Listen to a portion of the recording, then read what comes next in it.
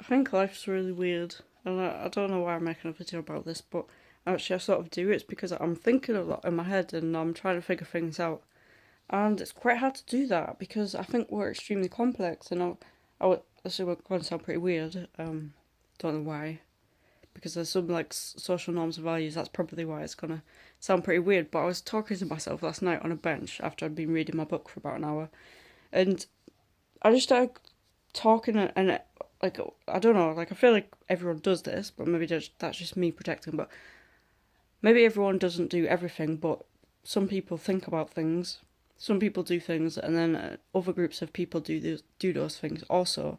So, for example, I was going to say I was sat talking to myself on a bench last night, and then I started thinking that things are quite complicated, or life's complicated is what I normally come to. And it's just like I'll go down a little thought train and I'll get to the end of that thought train and then maybe I'll say, well, life's complicated. Uh, and I was like, no, well, I questioned that. I was like, well, what if it's simple? And it's, why do we even say the things we do? And like, why do we see the world the way we see it? Do we see the world the way it is? And I feel like I've got a lot of questions and I don't know why it is that I'm interested in these sorts of things. And now I'm just feeling like questioning everything right now. There's just so much to life and so much to think about, and it's complicated. And there I am going back to that again. Why do I say it's complicated? Maybe because it is complicated. Maybe by me saying that it's complicated is me actually citing something that I see about the world, and that would make sense. And I think that I do see the world as complicated because of the fact that I have to go through complex thought processes in order to be able to work out whether it's complicated or not.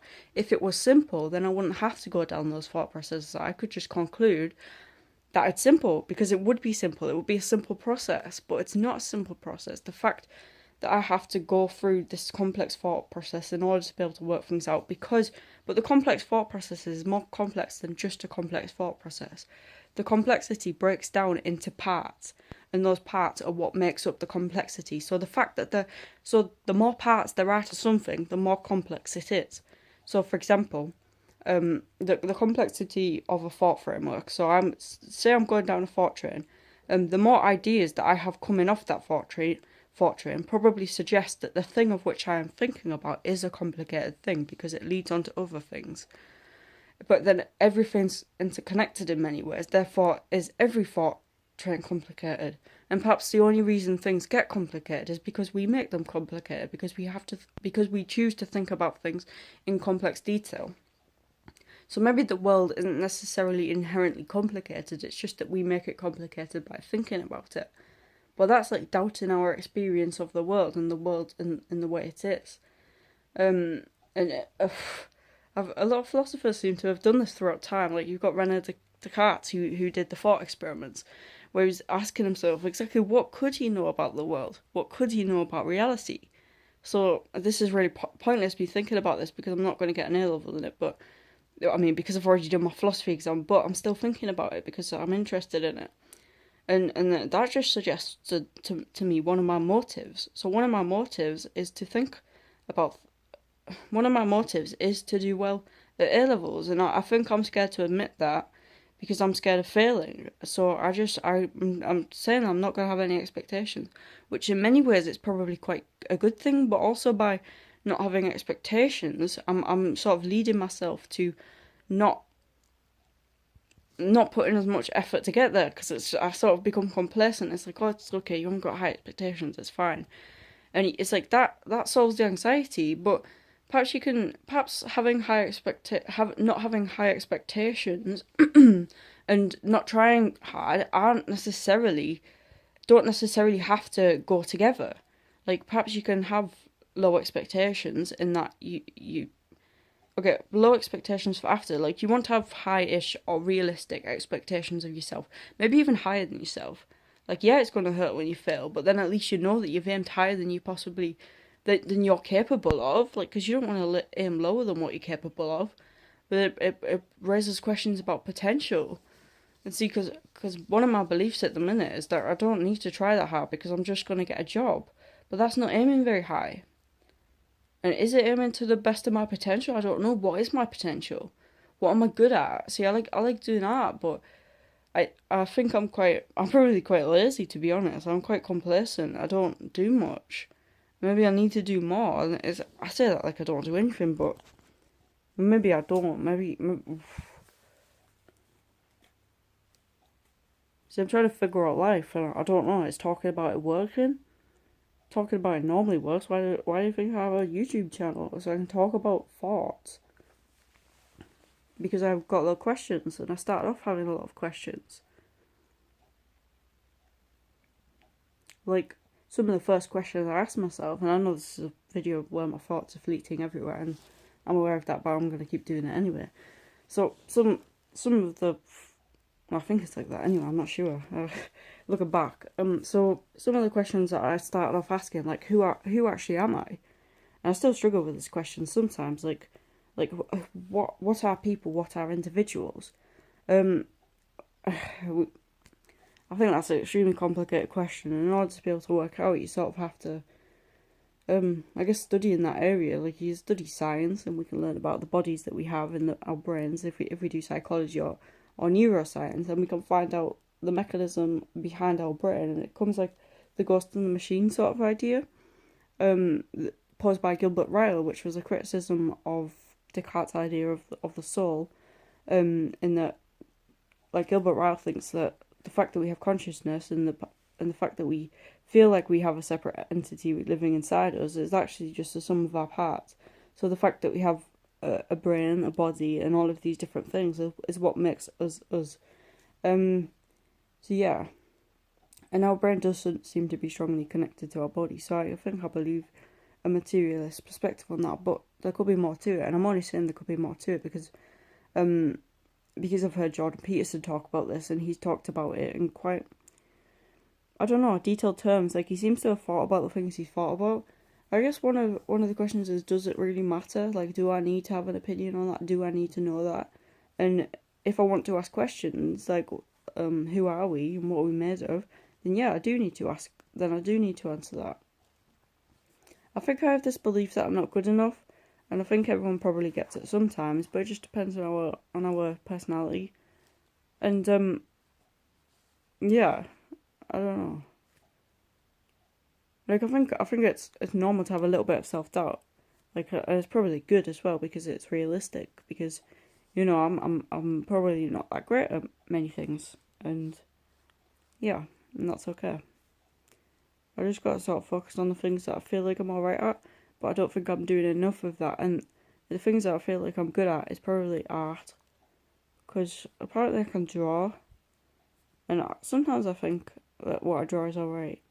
I think I'm just like an artist. I don't know. I think I have a complex view of the world for a reason, and maybe I can build a story around that. Maybe I can try and create a life for myself that's going to be not just good for myself, but good for myself in a way that then I'm going to be able to be good for others. I'm going to be able to give something back, and I do feel like that's something I care about fundamentally. Like, I feel like I don't just want to go through the world and be a waste of space and just not make people impressed or not please my family, and, you know, not like actually do something of worth. Like, I don't just want to be a burden on the system. Like, and I don't know why I think that, but I think it's partially because we're a social species, and we can't just take into account ourselves. We have to also take into account the other people around us and the systems which are in place. Like, for example, I don't want to be on benefits for the rest of my life, living off other people. Why would I want to do that? I mean, I could see why, but it's not the right thing to do. It doesn't seem morally good to do that. I don't think... See, there's a lot of people who have developed ethical theories about things, and I don't think there is an ethical theory. I don't think... I mean, I know there's a lot of ethical theories, but I don't think any of them are completely right, and I don't think any of them are ever going to be completely right, because it's using language in order to be able to understand the world, but it's using language in a way that's trying to describe an experience which is going on, and that experience which we don't really know much about it at all. Like, we know, but we observe it, and then we can take notes that way. But is it meaningful? See, I think I'm falling into like a logical positivist type perspective where I'm assuming that things are only meaningful. that things are only meaningful if they have empirical verifiability. Is that a word? Verifiability? I don't know. So I think things are meaningful, but no, I don't, because I think there's a deeper level to meaning than that. And see, I can't conclude things. Maybe I don't need to conclude things, but that's me trying to conclude things again. I think this is just part of being a human. Just going around in circles and never really getting anywhere. But no, because that's not very practical. We've got to do something practical in the world. Like, it's interesting speculating about humans, but it's very hard to make something out of that. No, because I can't make something out of that. I'm really interested in psychology, but I wasn't able to study it. See, I think I would rather. This is probably going to be problematic because I haven't got a psychology A level, but I would probably rather do a psychology degree than a philosophy degree, because I like philosophy, but I think it's sort of it's a complicated thing. Like, maybe it's a fruitless endeavour. Like, I can still think about these things, but I could do something else alongside it, which is actually going to be get me a job, get me a career, which I think I might want. I don't know. I do want one of those. Why do I want one of those? Because I don't want to be a burden on society, so I need to get a job. And I need to get a job which is going to get me money so I can look after myself, so I can move out of my mum's house, so I can grow up, so I can get my own house, so I can do all of these different things that adults do. And alongside that, I can do art. Alongside that, I can think about the meaning of life and philosophy and other thought-provoking topics. But at the end of the day, I have to commit myself to doing something so that I can actually get somewhere in the world. Because I don't think I want to have a dead-end job in a supermarket.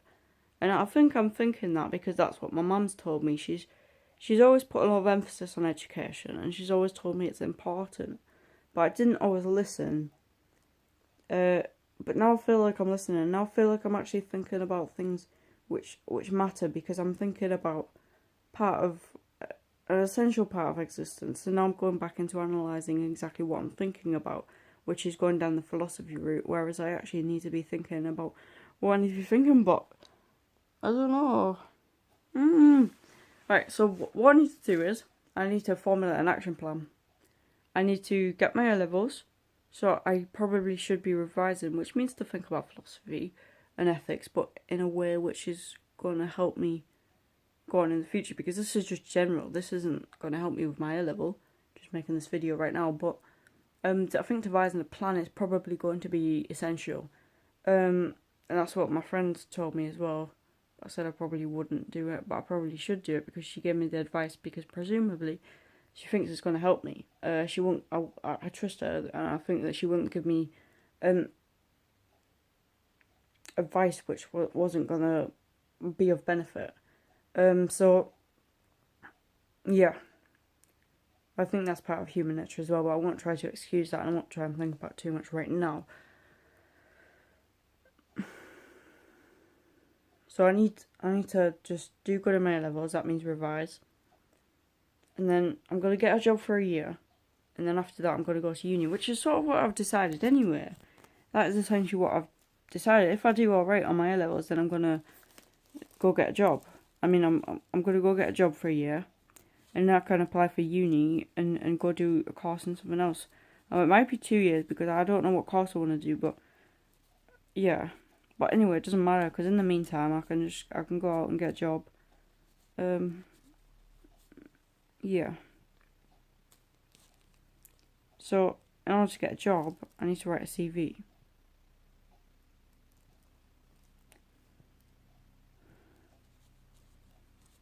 And that's something I've been procrastinating from doing a while.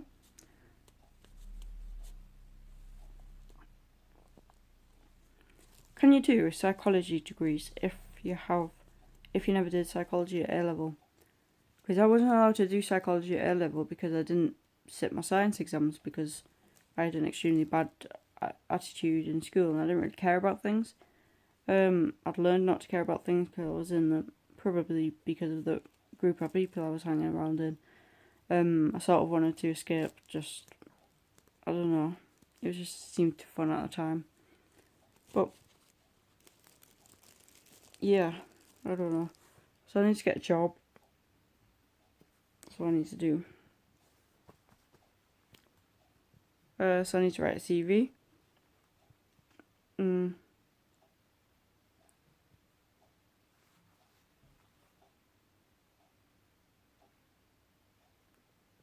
Maybe I'm finding it more difficult than everyone else because I didn't try at school.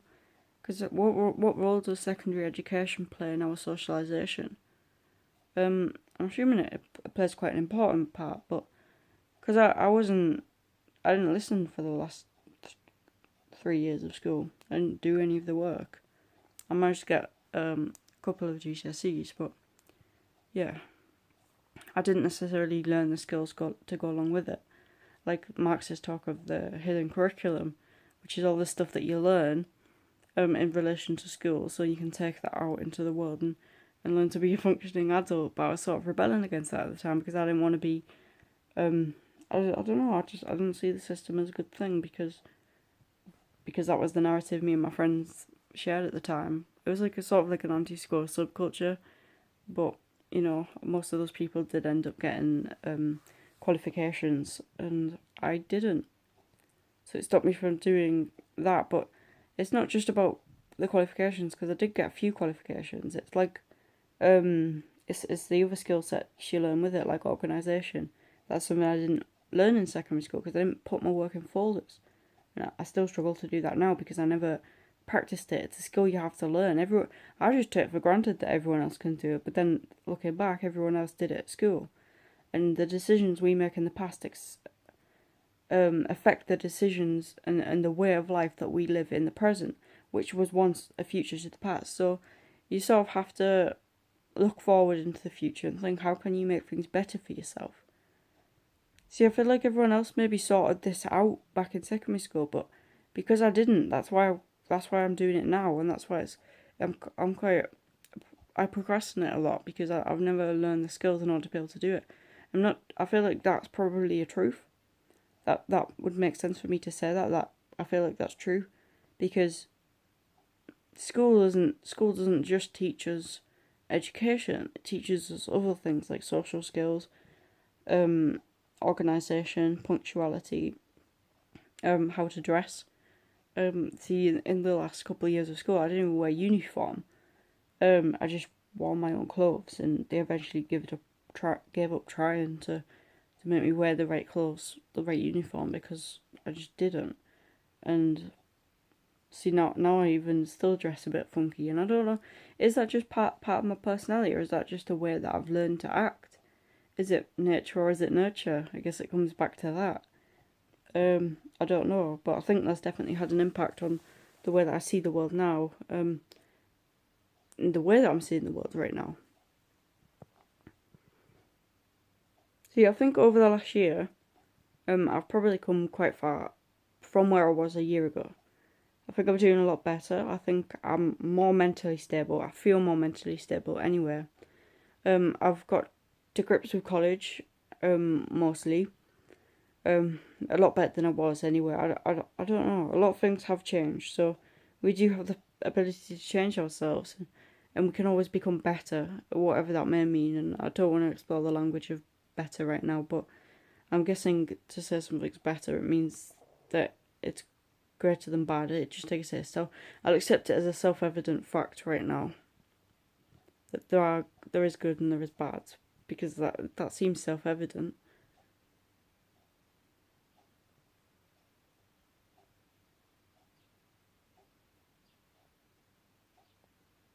I feel like I could keep talking for like hours, but this video is almost cut out and I don't even know if I'm going to upload it, but I'll probably end up listening back to it.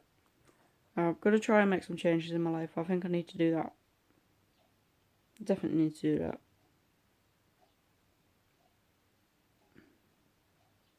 Got to do it though.